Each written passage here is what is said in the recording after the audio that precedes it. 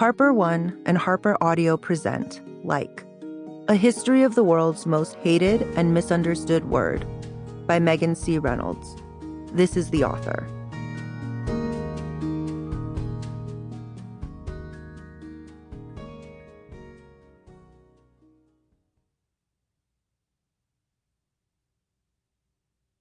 For my mother, who gave me her face and her charm, and for my father, who let me read whatever I wanted.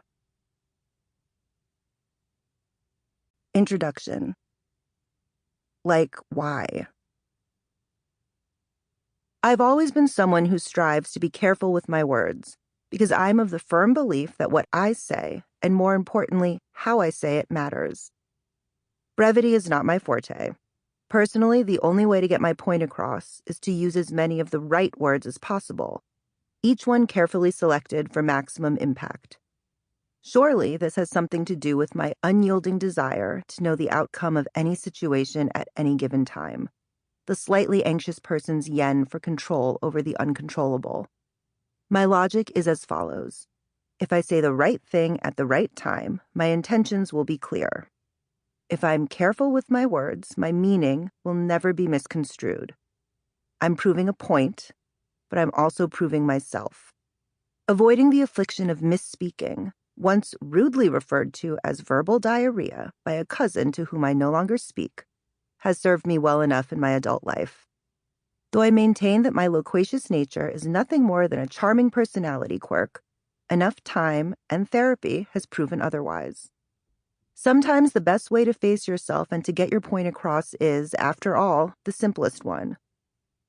Mastering a vocabulary full of $10 words, as my mother calls them, is a crutch. It's much harder to say what you feel rather than what you mean, as the latter is all context and the former the point. Understanding this has been instrumental in figuring out how to communicate with other people and has allowed me to be hyper-aware of how I speak and what I'm actually saying. This is a skill set that most people have even if they don't actually use it.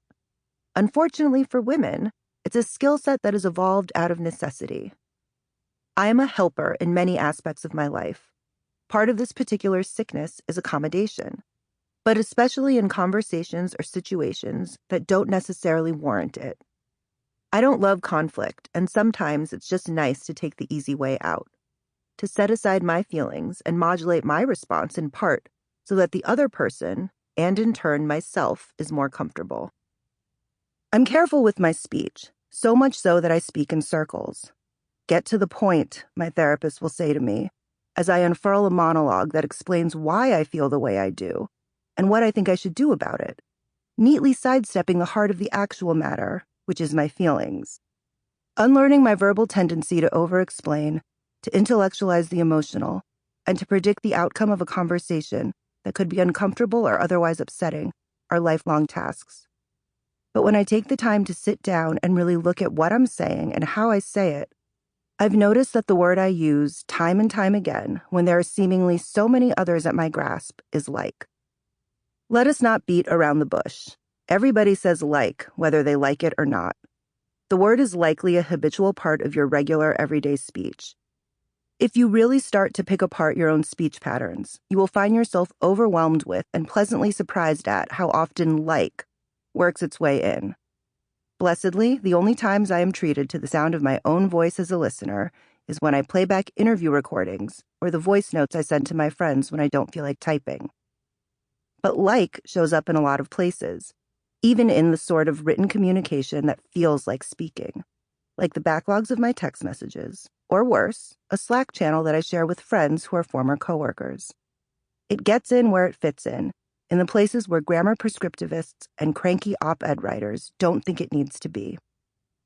Some examples of things I haven't said but would say, as I am clearly saying them now. I need a side table that approximates the energy of a late 70s key party, so nasty but chic, like a table that someone may or may not use for cocaine, but honestly, probably not. My mother was like, I'm going to run a marathon, and I was like, okay, girl. Best of luck. I'm 98 years old now, so I can no longer stay out past 10. Sample complete. Ready to continue?